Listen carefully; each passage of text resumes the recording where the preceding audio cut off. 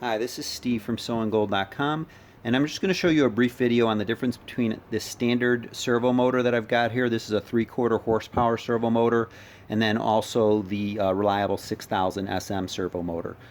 So this motor here we have on here has that speed dial in the center, which will control how fast your motor will go.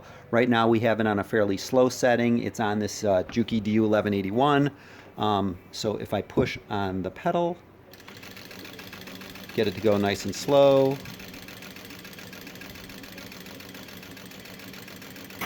I could ramp the speed up by turning the dial. So the dial on these are either sliders or they click into place. There's two different types of these motors.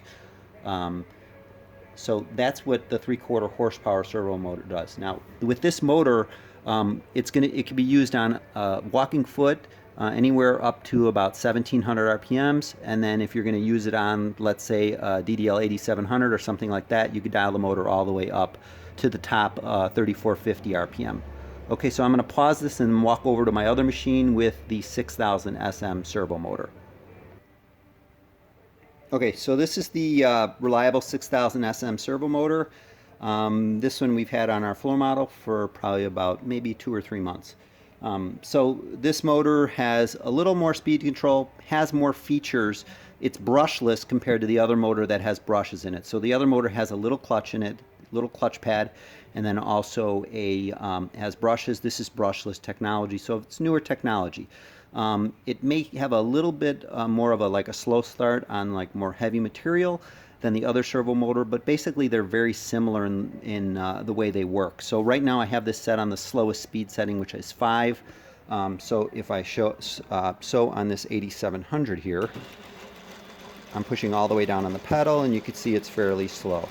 I can go slower just by reducing the pressure on my foot also, but since I'm kneeling, it's a little hard to do. So this is that motor. So I'll just up the speed on this. I'll show you how to up the speed. So if I turn this thing up to about 15, it's going to go a little faster. But also, like I said, with my foot, I can go slower. Same with the other motor. With your foot pressure, you can go slower. So if I set that other motor to, let's just say 1500, and I want to go slow, I could do that with my foot pressure also.